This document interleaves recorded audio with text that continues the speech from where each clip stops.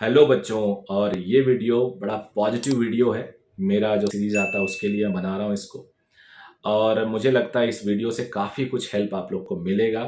मैं इसमें एकदम कॉन्फिडेंट हूँ। मेरी आदत है नेगेटिव वीडियो नहीं बनाने का, पर्सनली भी नेगेटिव नहीं रहता हूँ और कोशिश करता हूँ अपने स्टूडेंट्स को भी नेगेटिव ना करूँ। तो ये उन बच्चों को होप देगा जिनकी परफॉर्मेंस काफ़ी अभी तक अच्छी नहीं जा रही है। 250, 200, 300, 350 पे वो अटके हैं।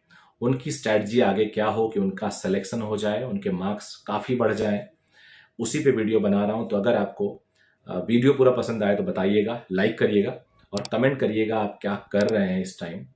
और चैनल पे नए हो सब्सक्राइब कर लीजिएगा, क्योंकि पूरी सीरीज नीट के लिए चल रही है। तो अब बहुत आपका टाइम ना लेते हुए तुरंत स्टार्ट करते हैं। अगर आप सोच रहे हो कि आपके 250, 300 आ रहे हैं and you are targeting, you have very less time, 32 days, 33 days, उससे भी कम है 31 डेज, और आप सोच रहे हो आपका 700 प्लस आ जाए, ऐसी तैयारी करें, तो ये थोड़ा सा मुश्किल है। ये पहला झटका एकदम मुश्किल है। ये दूसरा झटका, आपको ऐसे टारगेट नहीं करना चाहिए। अगर आप कंसिस्टेंटली 200-250 पे ही टिके हुए हो तो आप 700 लाना आपके लिए काफी मुश्किल है। लेकिन हाँ, सिलेक्शन होना बिल्कुल मुश्किल नहीं है जो आपको चाहिए, क्योंकि अभी आप काफी हद तक उम्मीद खो चुके हो। मैं आपको उम्मीद दे रहा हूं आपका सिलेक्शन हो सकता है। कुछ स्ट्रेटजी बताऊंगा मैं। अब क्या है, स्ट्रेटजी ऐसी होनी चाहिए, सीधे आप 600 और 650 का टारगेट मत करो। आप अपने टारगेट को किस्तों में बांट लो। If you are scoring somewhere 250 marks, तो इससे ऐसा लगता है कि आपके लगभग लगभग 30% सिलेबस ठीक है। उतना सही करते हो, कुछ नेगेटिव होके आप 250 पे आ जाते हो, 300 पे आ जाते हो। तो if you are okay with 30 to 35% of syllabus, it means remaining 65% syllabus की पंगा है, वो आपको नहीं आता। अब रिमेनिंग 65% सिलेबस के में को हम कैसे पढ़ें? क्या उसके न्यूमेरिकल्स ज्यादा करें या थ्योरी पढ़ें? मेरा मानना है एक बार हमें थ्योरी भी खत्म करनी पड़ेगी, क्योंकि उसके बिना न्यूमेरिकल्स नहीं होंगे।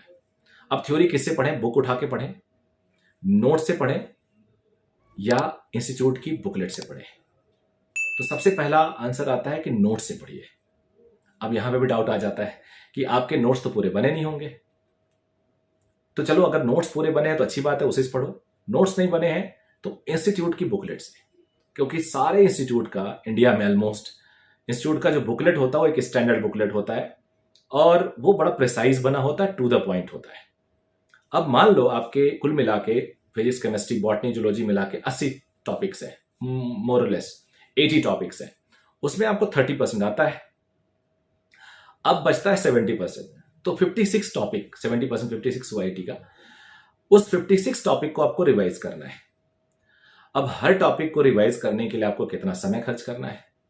तो नेचुरली फिजिक्स में ज्यादा समय लगेगा, केमिस्ट्री मुझसे कम, बॉटनी, जूलॉजी मुझसे कम। एवरेज अगर आप 56 को आप 50 मान लो, 60 मान लो, इस हिसाब से कैलकुलेट करो। अगर आपको 2 घंटे का टॉपिक एक क्विक रिवीजन में लगता है, तो 60 इंटू 2 कर दोगे तो 120 घंटे होंगे।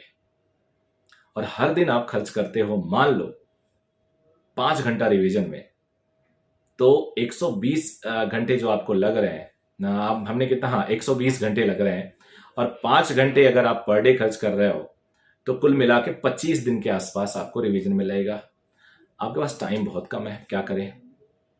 तो मुश्किल तो है ही। देखो, सब कुछ इतना आसानी से नहीं होगा। एक टाइम, इसके लिए हम इतना एफर्ट लगाने वाले हैं कि एक टाइम हमारा लग रहा है सिलेक्शन होगा ही नहीं, लेकिन आज मैं वीडियो बता के दे रहा हूं, बना रहा हूं इसी बात पे कि आपका सिलेक्शन हो जाएगा। तो नेचुरली आपको थोड़ा सा एक्स्ट्रा ऑर्डिनरी एफर्ट लगाना पड़ेगा ना। कहते हैं ना, पहाड़ ढकेलने वाली बात। पहाड़ को आप पुश कर रहे हो, आप असंभव को संभव बनाने जा रहे हो, तो बेटा मेहनत भी तो उसी तरह से होनी चाहिए। असंभव को संभव बनाने जा रहे हो, इतनी मेहनत कर दो कि आपका सिलेक्शन हो जाए, और फिर आप देखना, आप दुनिया के सबसे सक्सेसफुल इंसान बनोगे, 720 वाले से बेटर हो जाओगे। तो अब चलो प्लानिंग पे आ जाते हैं फिर से। आपको ये लगातार ये काम नहीं करना है, और अपनी स्पीड को थोड़ा और तेज करना है। यानी 2 घंटा भी अगर हम रोज एक चैप्टर को रिवाइज करते हैं, तो वो 2 घंटा भी हमारे लिए अफोर्ड करना थोड़ा मुश्किल जा रहा है। उससे हमें 25 दिन लग जाएंगे। हमारे पास कुल मिला के 31 डेज है। हमें किसी भी तरह से अपने रिवीजन को 20 दिन के अंदर कंक्लूड कर लेना है। और 5 घंटा हमने पर डे रखा है। आपको पता है 5 घंटा तो आप पढ़ोगे नहीं, आपको 12 घंटे 15 घंटे पढ़ना पड़ेगा एवरेज घर पे। तो 12 घंटे पढ़ते हो, यानी इस 5 घंटे को आप बढ़ा के 8 घंटे कर सकते हो, तो 25 घंटे आ जाएगा, थोड़ा और नीचे 20 दिन आ जाएगा, 18 दिन आ जाएगा। यानी आप अगले 18 दिन 15 दिन में पूरे सिलेबस को रिवाइज कर सकते हो। और साथ ही साथ आप न्यूमेरिकल में भी आधे दिन टाइम दे रहे हो। मतलब अगर 12 घंटे पढ़ रहे हो और 8 घंटे सिलेबस पढ़ रहे हो और 4 घंटे न्यूमेरिकल दे रहे हो, तो आप न्यूमेरिकली भी साथ साथ स्ट्रांग हो रहे हो, यानी एप्लीकेशन पार्ट स्ट्रांग हो रहा है। और साथ ही साथ आप टेस्ट भी दे रहे हो।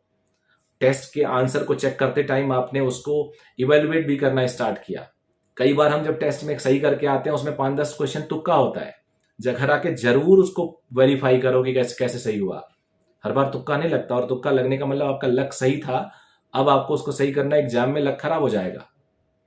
तो आप पूरी प्लानिंग को अगले 20 दिन के अंदर खत्म कर लेंगे। अब आप लोग अपने टेस्ट को हर टेस्ट में 50-50 नंबर बढ़ाने की कोशिश करो, क्योंकि इतना तेज तो आपको चलना पड़ेगा।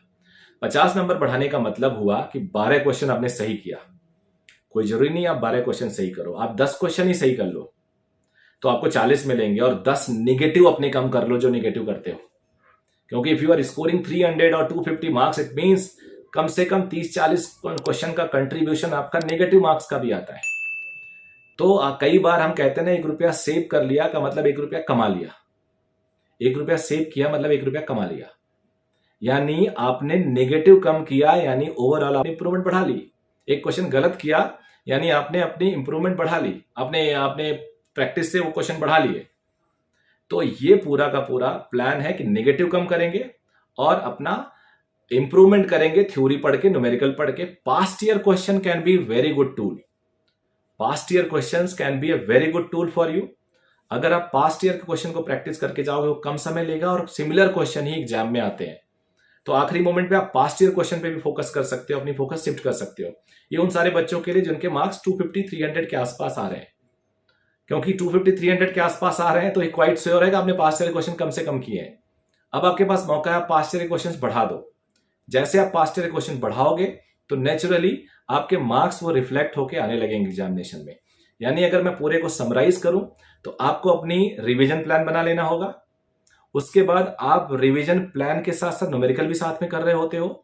अपने टारगेट को आप 50-50 नंबर करके बढ़ाओ, और अब उस टारगेट में बढ़ाने में आपका जो योगदान करेगा वो नेगेटिव कम करने वाला करेगा। नेगेटिव मार्क्स, जिससे कि आपको नेगेटिव को अवॉइड करना है, वो नेगेटिव का कंट्रीब्यूशन जो आपके कम नंबर में होता है उसको हटा देना है।